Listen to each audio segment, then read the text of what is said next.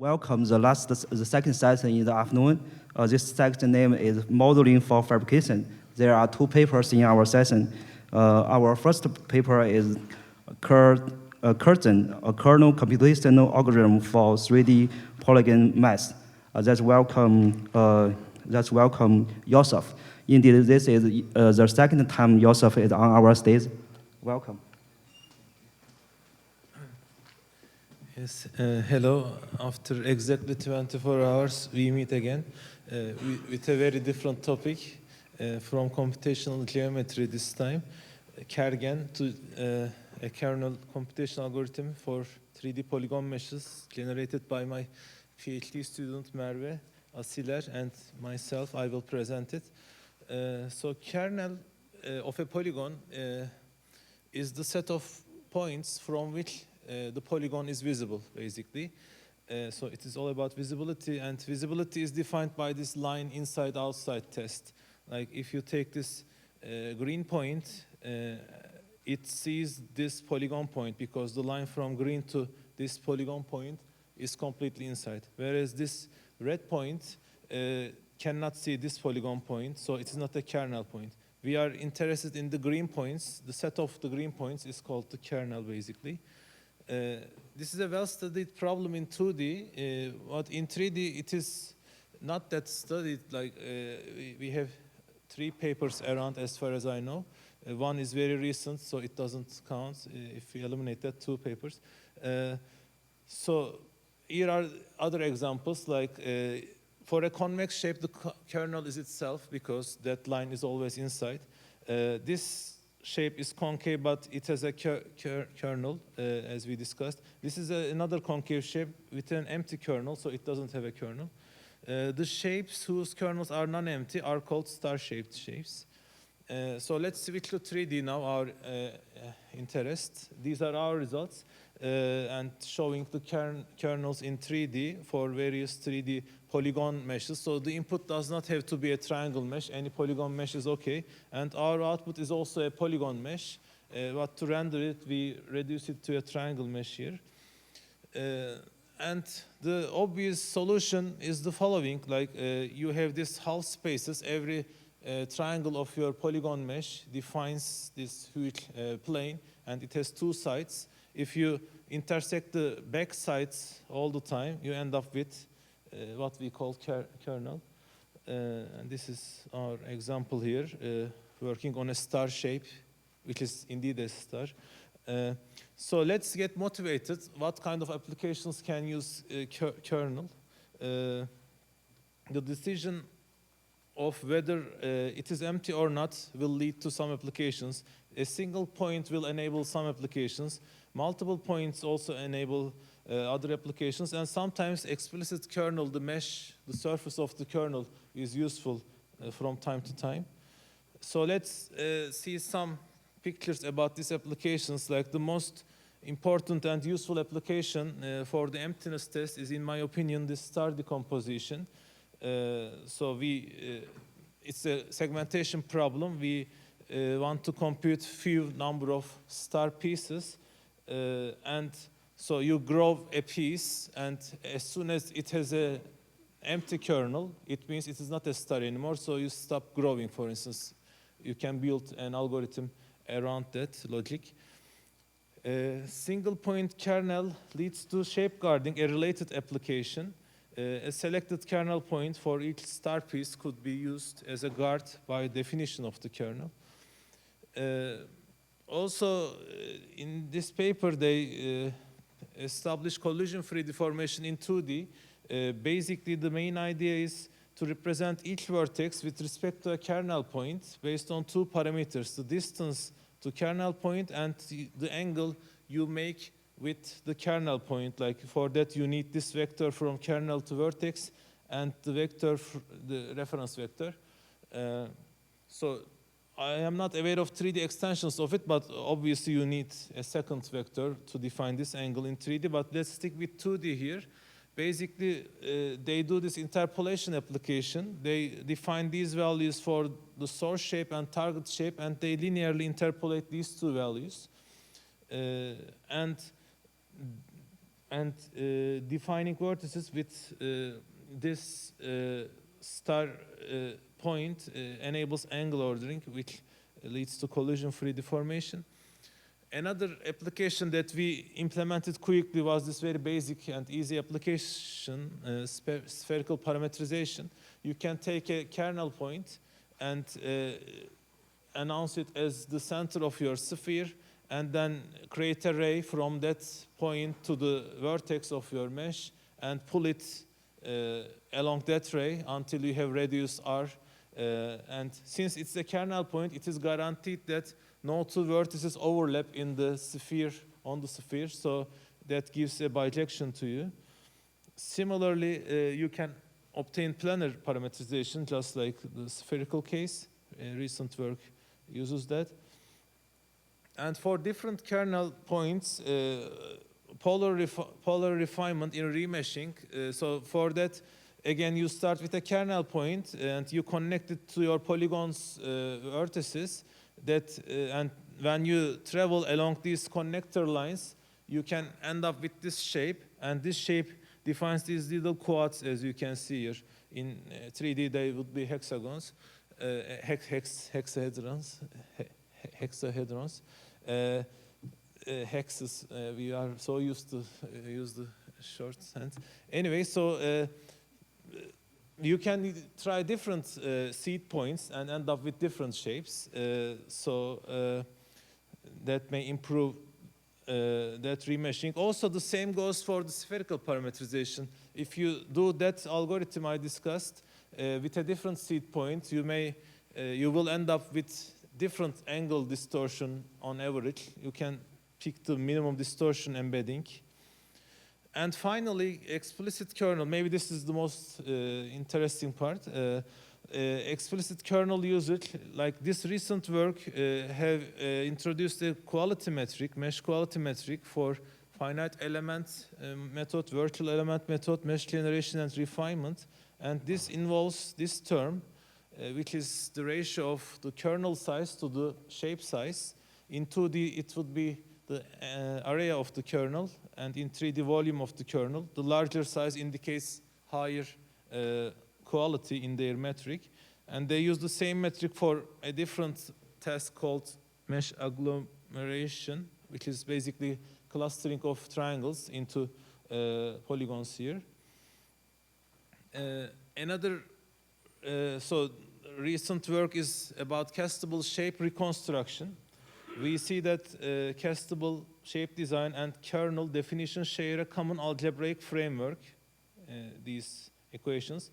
For a shape to be removable freely from its mold in a single direction, the angle between the removal direction and each of the outward face normal of the shape boundary needs to be at least 90 degrees. And in order to find the correct direction satisfying this property, or redesign the shape, like deform the ears of the bunny, an energy minimization is used in this recent work, and it is really similar to our half-plane intersection framework here, all the directions and normals. So there's a connection, although not that clear, but there's a connection if you dig further. I believe it will come out. And recently there is also a connection between robot motion planning and this business. Basically, the kernel of a 3D space defines the motion coverage for a robot based on the visibility principle. And the related work is this. The first study provides an algebraic algorithm which applies dual convergence between the points and the boundary planes. And it has the complexity of NF, log NF, where NF is the number of faces in your input mesh. This algorithm is implemented in SGL, readily available for you. And its exact predicate and exact version will provide the ground truth for this business. This previous work uses it. We also use that for the ground truth. It will be slower, of course, but it is the exact theoretically nice solution. But it also has this inexact configuration that is more compatible with our timing, so we will get into that later. Polyhedron kernel, another study, introduces a geometric approach. They start from the axis-aligned bounding box of the input mesh and shrink it to the kernel iteratively by cutting with bounding planes of the input mesh, as you see here. It's a subtractive approach with NF and V time, where NV is the number of faces, vertices. And the third one is actually our very recent study. It is a parameter-based approach, unlike the parameter-free KerGen here. It approximates the kernel surface by sending rays and performing efficient plane-plane intersections in a recursive search. And complexity is based on parameter settings, NF times NR. NR is the number of rays. And this assumes a constant recursion depth. For better accurate results, we shouldn't use a constant recursion depth, then NF cube will be your complexity. Anyway, from now on, let's talk about our algorithm, KerGen here. It relies on efficient plane-plane and line-plane intersections and point classifications based on the positions relative to the planes. It is significantly faster. It is output sensitive. So if your kernel is simple, then it is very advantageous to use this. You can start from any point in any direction, which enables kernel-aware shape design, like answers this question: given a kernel, what is the shape that can produce it? And maybe the most important contribution is this additive nature of our algorithm. You can shut it down at any moment, like to get your partial kernel, or analyze the kernel along the way, like what is the minimum dihedral angle on it so far, and so on. So the method is based on the identifying largest enclosing 3D, 2D, and 1D balls centered around a given kernel point. Let's decode this sentence because it is important. Sentence is not that good, but the explanation will clear it up, hopefully. So you start with a kernel point P, and you pick the closest plane. So here we use a 3D ball. This is that 3D is here. The closest plane, and we project it to that plane, which is F0 in this case. So these planes are your mesh faces planes. Now I am on this F0, and on this F0 plane, the other planes are seen as lines, because when you intersect plane with a plane, you end up with a line. So namely, this is F1. So this line corresponds to this F1 plane, actually, and so on. Now I am with the 2D ball, and I do the same. I pick the closest line or plane and go there. So now I am on this line, and in the third step, I move on the line. So that would be the 1D ball case. And similarly, now I select the closest plane with respect to this line and this point. So what we have done is actually, when you intersect these two planes, you have this stick line, and you stab it to this third F2 here in this example. So typically, 3-plane intersection gives a vertex, and that would be our kernel vertex. There will be degenerate cases where more than 3 planes intersect, but currently I don't get into that. So now let's increase additively, grow this kernel. We are at this point V, and we have 2 planes, and the third plane, which is in this example F2, it is the back plane. So where should I go? Should I go to the left of it or right of it? I should go to the left of it, because otherwise I will get out of the mesh. So I will go to the back side of this plane, and here you can make a dot product between this green and this normal of this third plane, but we avoid floating point arithmetic for obvious reasons, like stability. So here we use Shevchuk predicates that tell us inexact ones for speed, actually, and it will. So we will go in this direction. So when we use these 2 planes, we go in this direction. Similarly, when these 2 planes are F side and F base, this will be F back. So we switch roles. Then we go in the up direction and find the closest plane there. and find another point here. So we queue up all these points like breadth first search fashion. And so, yeah, so from here I queue this point. Again, from this line I will queue something here. So basically this is what it is in very high level terms, and the predicates are important here. These are the things I want to emphasize. I will also mention this degenerate case. When you have more than 3 planes, like this book pages example, as you can see here, 4 or 5 planes intersect at a single point. So what I do here is, for each candidate pair of f base and f sides, like f1 and f4 here, we make the intersection and find the common line, say L14, and we select all valid f back planes, say f0 here, so to go in this direction, to decide the tracing direction. Note here that L13 obtained by f1 and f3 pair, the red one, is not a good option. It is not consistently in front of all planes. So this is in front of f2 but not f4. So it is not consistent. We don't pursue that direction. So, so we basically in this example trace the green lines. So let's see the iterative progress of KerGen. It is going like breadth first search manner, queuing up vertices and let them grow.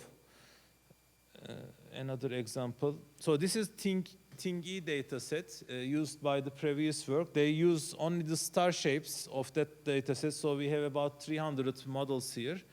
And our algorithm, by the way, instantly decides the starness of a given model. So, but their algorithm does not do that, as it is subtractive. They have to wait for that decision. So these are our results going iteratively and giving the kernel. We slow it down for visualization purposes. Actually, it takes milliseconds to obtain these results. And the timing, the bold ones are the winners of the 3 methods, Siegel, polyhedron, and our method. So for polyhedron kernel, there is an advantage for small-sized meshes like liver and star. And actually, star is large size, but there are many coplanar faces on star models. So polyhedron kernel is good there. Siegel is preferable for meshes whose kernels feature rounded shapes, because you would then need many kernel elements to represent the roundness, and our algorithm is output sensitive, so Siegel beats us in that scenario. But other than that, we are typically faster than these competitors. And the results given here belong to the implementations which employ inexact constructions with inexact predicates for all the methods for fairness. And for all these algorithms, we observe about 10 to the -5 volumetric difference and Hausdorff's difference between the ground truth Siegel exact version and the output. So accuracy-wise, they are all very nice. When we do timing comparisons, however, with Siegel's inexact constructions and inexact predicates we used, as I mentioned before. And these are like more examples. All the models represented by dots. The greens are ours. They are typically below, so fast ones. This is another case, like remeshed versions of the models, again inherited from the previous work, polyhedron kernel. They subdivide a triangle into 4, like to obtain more coplanar elements. As you can see in both, and in this refinement, they use loop subdivision, where geometry also changes. In all methods, linearly increase happens, which is expected, but we are always the fastest. And visual comparisons, actually, it is very hard to tell the difference, but numerically it is also very hard to tell, so this won't be that informative actually. Yeah, so I will skip that. And I again highlight that our current implementation is not robust, although the algorithm is theoretically robust. We are using inexact predicates. but these are also the possible cases for the current experiment configurations of the competitors. And despite the non-robust settings, we have never observed any significant distortion. But if you persist on robustness, you can use exact configurations or indirect predicates. And in conclusion, we have high accuracy and fast execution, and our additive nature enables instant star-shaped decisions, and also our general algorithm enables many applications. And these are the people involved. Merve, PhD student, currently looking for a postdoc position, and myself currently looking for the conference dinner this evening.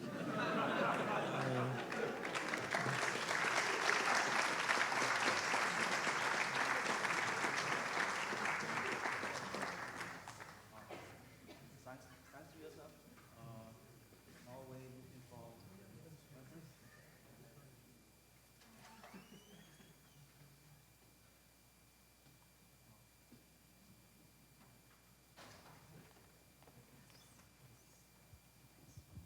Hi, thanks for the talk. Sorry if I missed this, but how do you find the first point in the kernel to start from? Or how do you decide if it doesn't exist? Yeah, actually, I forgot to tell about, thank you.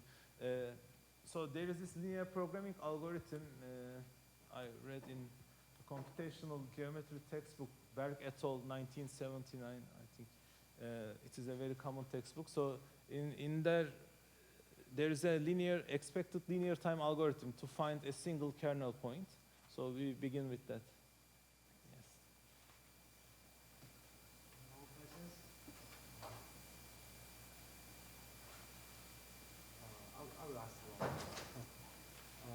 Your ability to use to compute the kernel is what is the difference if I only want to check whether there is a kernel with a given set. It's a different problem or the same. What configurations can you tell me? Yeah. If we change the problem is giving a 3D shape. We just want to know whether there is a kernel in the surface, in the shape. If there is no kernel point, then it is decided instantly, but it is independent of the starting kernel point actually. So we may start from any point we want. Yeah. Okay. If I understand. Sorry. Do you have more questions?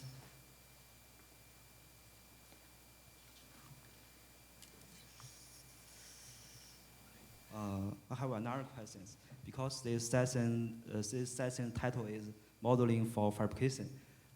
Indeed, I'm very confused why this paper is in this session. I noticed that you have mentioned one application about the castable. Should you explain more about that application? So we have this vision to use it in the castable shape reconstruction, since the frameworks overlap significantly. About the 3D printing, so given a kernel, what is the shape that produces that kernel is an interesting question, the reverse problem kind of, and it may help with 4D, 4-axis printing. Because the visibility is related to the collision during the print session, especially in the fourth axis. So yeah, there are options to investigate there. Okay, thank you. Okay, if we have no more questions, let's switch to the next talk.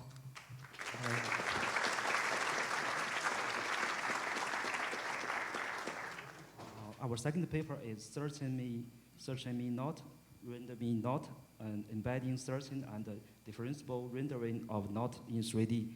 Our talker is the third author of this paper, Tarun Sharma. Let's welcome. Thanks for having me.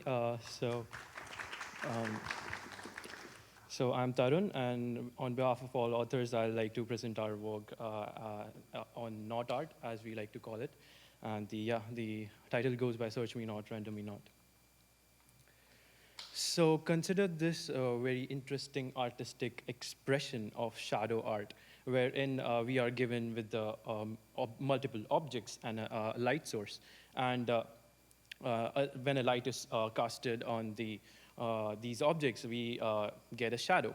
So now consider from an artist's point of view, if you want to create a 3D object, wherein it might look very random at first, but when you see it from a particular perspective, or if you cast a light from a particular viewing angle, you see a shadow on the image plane, and it might be very meaningful in the sense of art, shadow art.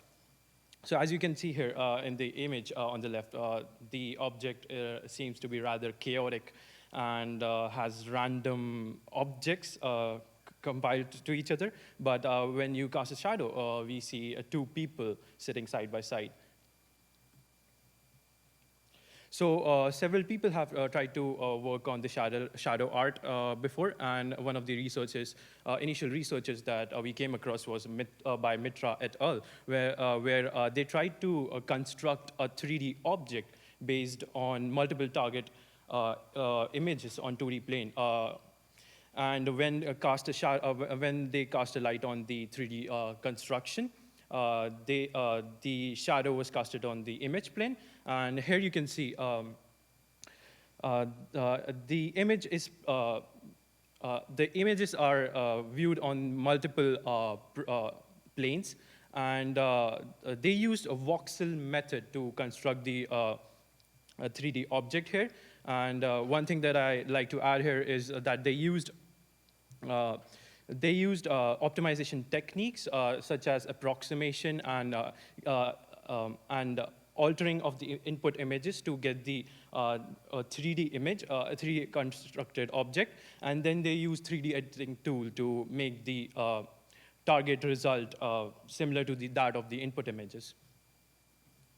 So one of the recent researches in the shadow art was one by Sadekar et al., where they, given multiple target images on different planes, they tried to reconstruct a 3D object using mesh-based representation. Here you can see it really learns the complex input images and even the faces. But however, one of the drawbacks of this research was that many times it might not be physically realizable. And yeah. So we were really inspired by the shadow art work by Larry KerGen, where he used wire-based tubes to construct a random structure in the 3D space, but that looked very, very chaotic at first. But when a light is casted on the structure from a particular viewing angle, it gave really impressive results. So inspired by this, we tried to formulate our problem by constructing a template knot, which is K in this space. Here the knot is, of course, closed tube, where we will try to use the technique of homeomorphism, which is bijective and bicontinuous. The homeomorphism is a popular technique in the topography, where it means that the topographical structure of the tube embedding will be conserved on different transformations in the 3D space. So we will use this homomorphism composed on the template knot to get to search over various parametric family of homeomorphisms, which is represented by K phi here, where phi represents different parametric embeddings of knot in 3D space. And we will do this by invertible neural networks, which I will talk about later. So consider this. Consider a point on the knot, and consider a sphere. And if we sweep this sphere across the knot, we will get a tube, which is represented by T here. And let's also formulate the viewing configuration here. We have the camera C, which has the following parameters, where T represents the coordinates, theta represents the viewing angle, and F represents the focus of this camera. We also have a image plane, which is represented as D here. And the image plane will be at a distance of F, Z from the camera. And and we also have a wide representation here, as you can see. It is represented as F, which is called the viewing frustum. So this represents the space in which the camera will be seeing the 3D space. Also, the image grid is made of resolution W cross H, where a query point Q can be we can get the query point using this mathematical formula. And yeah, so let's talk about rendering. So given the 3D embedding of the tube, as seen here, we will render the image on the D plane. So the rendering function here will be rendering function will be a function of phi, r, and C, where phi represents the different 3D embeddings, r represents the sphere's radius that we had defined earlier, and the C represents the camera configurations. We will get an image I on the plane D. So as you can see here, we get a heart and heart image in the D plane.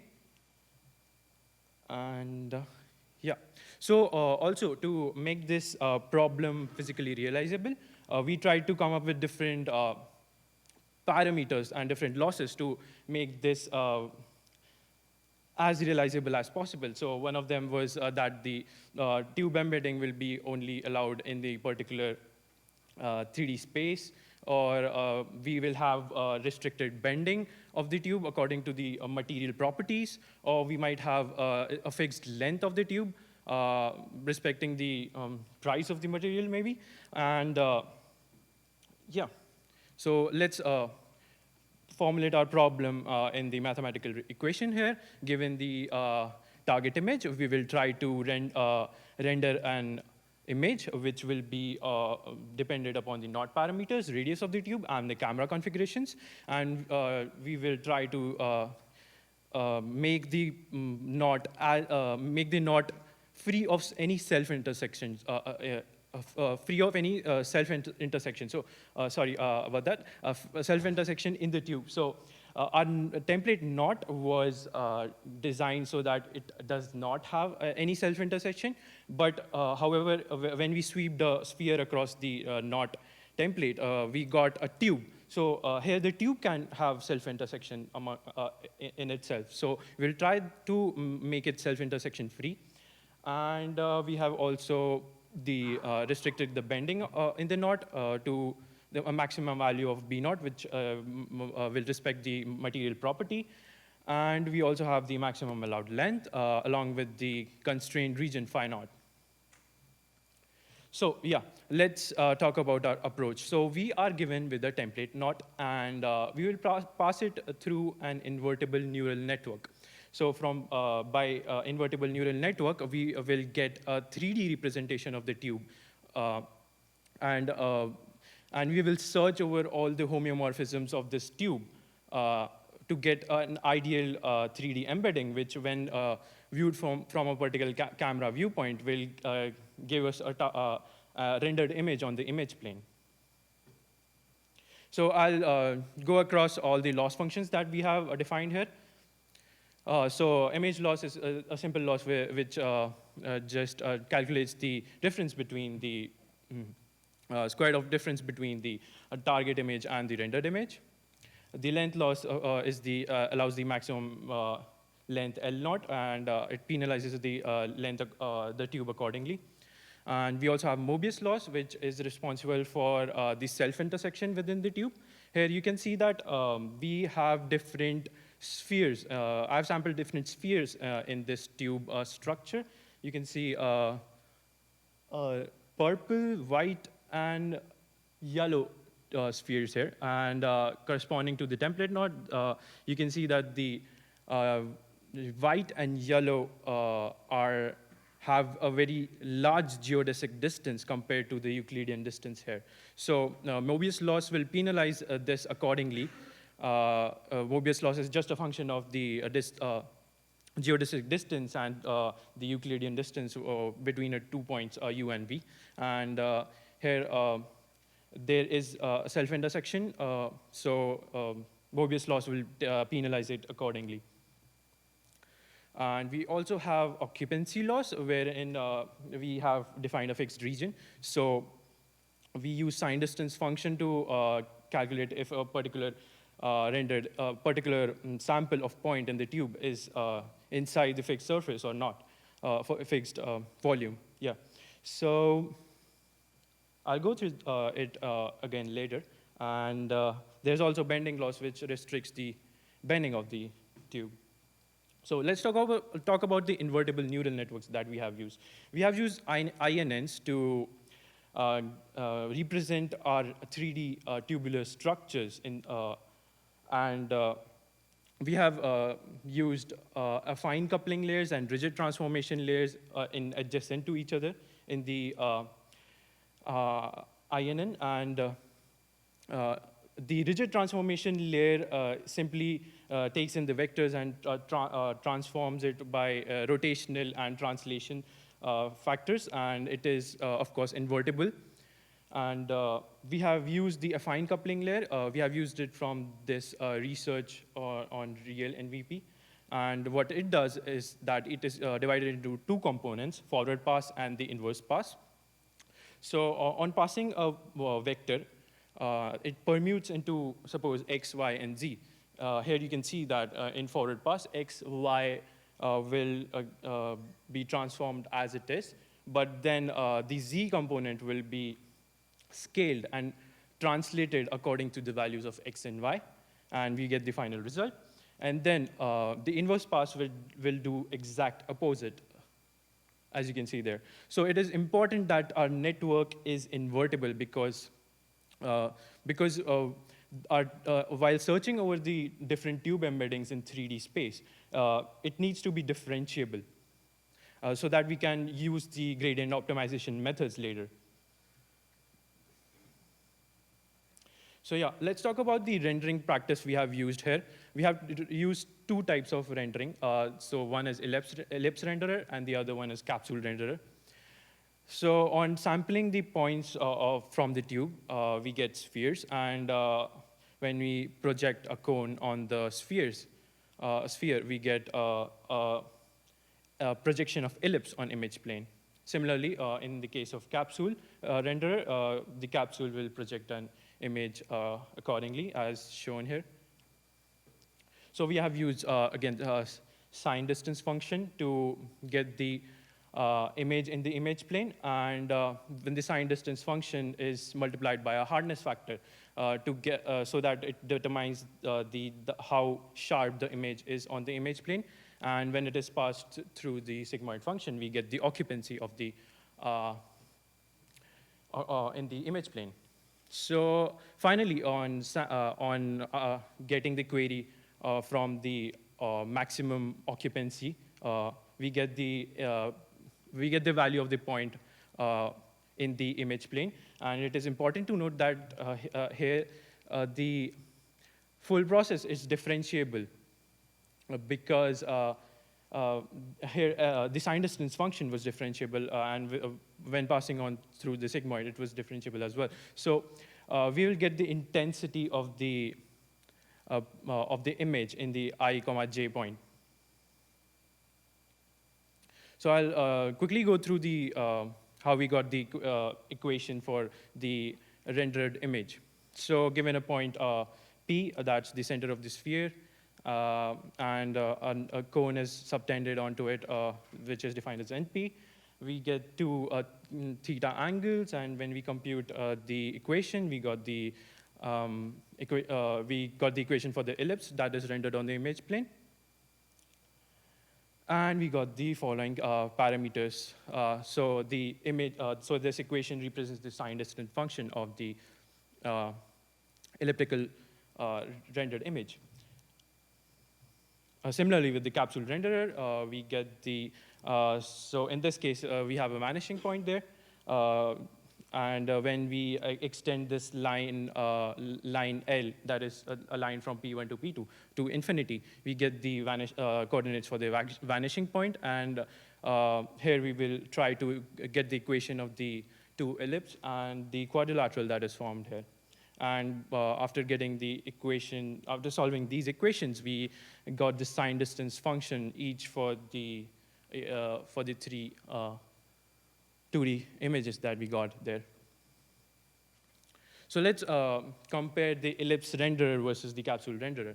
So when the sampling points are much, when the sampling number is much less, we see that the ellipse renderer is discontinuous in the image plane. So to tackle this, we came up with the capsule renderer, which is continuous, as you can see here. And similarly, if we compare the hardness factors for different values, when the hardness is much less, we get a rather blurry image, and it gets sharper with time. And the target image is a thick tube at first, and it gets the width of the tube gets less with respect to the, I mean, the left part is thicker and the right part is much thin, because the orientation of the tube might be that because the tube has a constant radius, the thicker part means that it is closer to the camera, and the thin means that it is much far away from the camera to get the rendered image. So I'll go forward the ablation studies for each of the losses that we have used here. If we restrict the length of the tube, it will not have enough freedom to get the rendered image. And as we increase it, it will get the desired target image. Similarly, with the bending loss, if we restrict the bending of the tube, it will not be able to twist and turn. However, if we ease it, it will have the required freedom to do so. And similarly with the occupancy loss, the weight of the occupancy is decreased, so the tube will get away from the restricted area that we had defined earlier. Let's talk about Mobius loss. So we have tried to use, the target image represents the Viviani's curve, wherein it represents a curve with a self-intersection in between. So as you can see, as we increase the weight of Mobius loss from 0 to 1, we get the following target images. So we try to get different rendered image on the image plane using a single knot here. And I think the optimized value for weight here might be 0.1 to get the Viviani's curve here. So these are some of the results that we computed. Given the target images, we chose a single knot to get the rendered image on the image plane.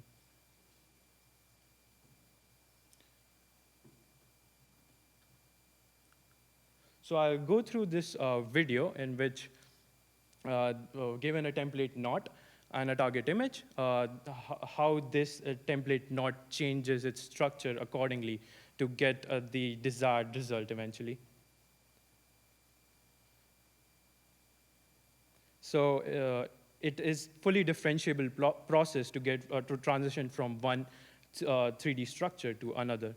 So we have tried to get the image of Iron Man mask and a rabbit here.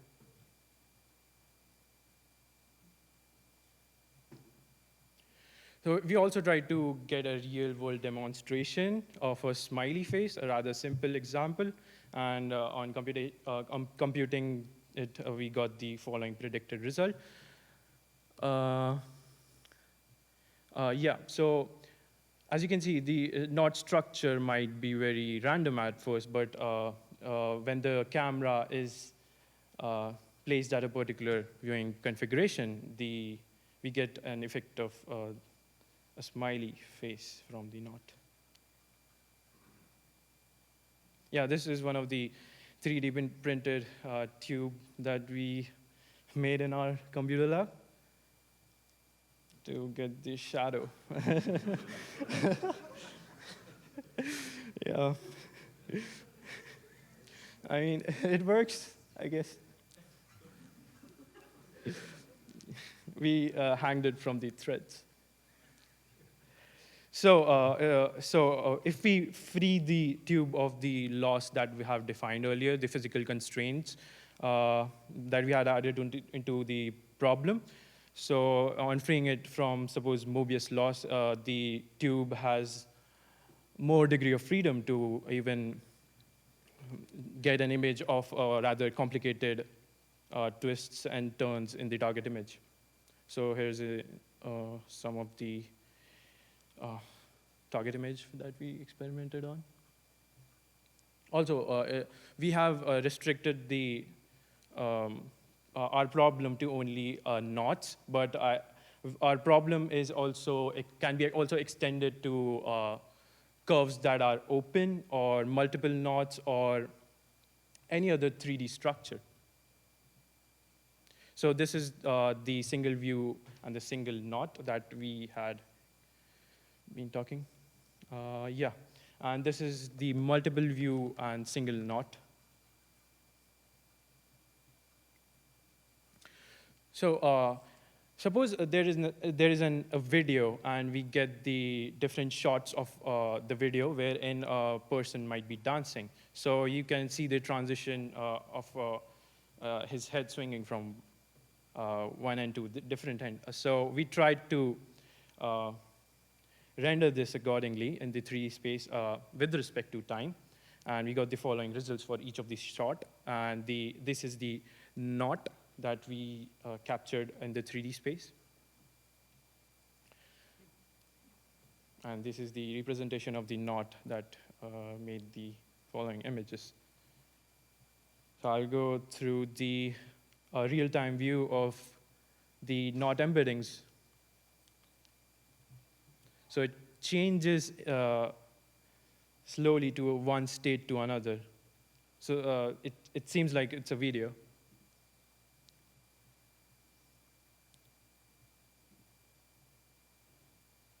So in summary, we introduced the problem of knot-based inverse perceptual art, wherein we used a given template knot, and when passing it over through an invertible neural net, we get a family of homeomorphisms of the tube. And when the tube is seen from a particular camera viewpoint, it will get the rendered image on the image plane. We have used different rendering techniques, like ellipse renderer and the capsule renderer. And also, we have tried to incorporate various physical constraints that might be related to the 3D representation of tube in real world. And we have tested our approach of single knot and multiple target images as well. So yeah, these are some of the references for the first few slides images. And yeah, thanks.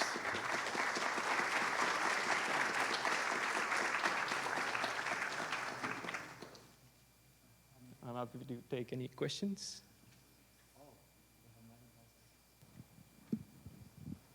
Really fun talk and beautiful results. Just a small technical thing. I'm curious why you ended up using the Mobius energy for your knot penalty rather than the tangent point energy, because I guess two things. One is Mobius energy has this pull-tight phenomenon because it's Mobius invariant. Yes. It doesn't know the difference between, you know, a big loop and a small loop, and that feels like it can cause problems for optimization. And two, it's a lot more dense. I mean, your tangent point energy would just involve 3 points, whereas for your Mobius energy, you have to take a sum over all the edge lengths to get your geodesic distance.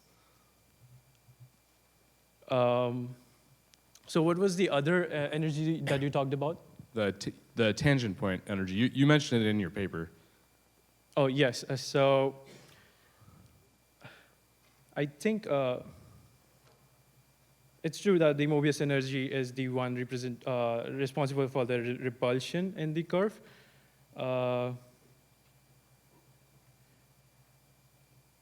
Yeah. So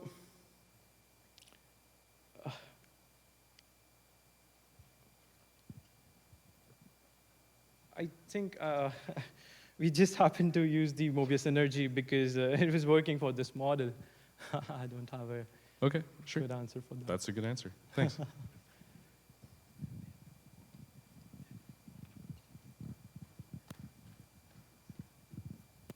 Thanks for the talk. I was curious, how did you ensure the smoothness, the temporal smoothness for the animation? Sorry, can you repeat that again? How do you ensure the temporal smoothness for the animation of the knot? Oh, the smoothness. As I said, our full approach is differentiable. So the fact that we use... But I mean for the animation, so the smoothness in time, the head that moves back and forth. Okay, so are you talking about this? No, the animation where this person is Okay, like, okay. swinging. So because we are given with the template knot and it learns a particular 3D embedding to get the final target image, so we were given with different shots of a person dancing, and we had to go from, let's say, T1 3D structure to the T2. And because this whole transformation is differentiable, so the curve in time, we just represented the transformation of curve in real time and how it changes accordingly to reach from T1 state to T2 state.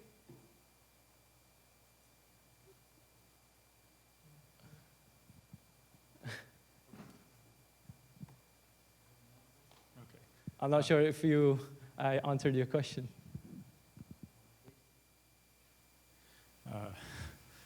So it looked like the radius of your tube was fixed in advance. Yes. Is that right? So why not allow that as well to be an optimization parameter? It looked like maybe the optimization causes parts of the curve to go much farther away from the camera to That's compensate for the fixed scale. You know, why not allow the scale also to be optimized? Yes, that's something that we have not considered in our problem, but yes, I forgot to mention the radius of the tube might also be optimized accordingly. So we were using rather thick tubes to get the images, target images, and in case of some images that had thin curves, like the one here, yeah, and this one. So because the tube had a radius that was rather large and given the constraint, so yes, I think on optimizing the radius, I think the results will be far better. Thank you.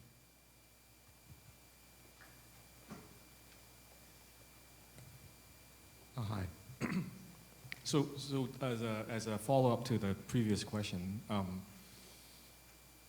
when you say that yes, it's possible for the thickness of the tube to be part of the, are you also saying that you can let vary along the knot? Oh yes, I think yes, we can vary it along the curve, the knot, but we have not done that with respect to this research work that we published here. Yeah. So I think we could have done that as well, optimizing the radius along the curves.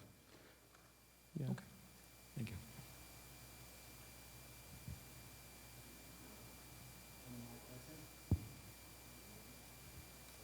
I have one question. You have saw one result, one fabrication results from 3D printing. Have you considered some specific fabrication constraint from 3D printing? Something like in 3D printing, it should be some minimal feature, minimal radius of the feature. Do you have considered some constraint like that from fabrication? So when I showed you the smiley, the embedding of the smiley image, it was we did not consider the material constraints there. We just 3D printed it to get the results. But I guess, yes, of course, we can use wires with different materialistic properties to bend it accordingly to get the embedding. Okay. I also noticed there is a fabricable wire generation paper in this year's SIGGRAPH. It's really related to your paper. Maybe you can check it later. Yeah. Oh, sure, yeah. Any more questions? Okay. Let's thank the talks from this section. Thank you for having me.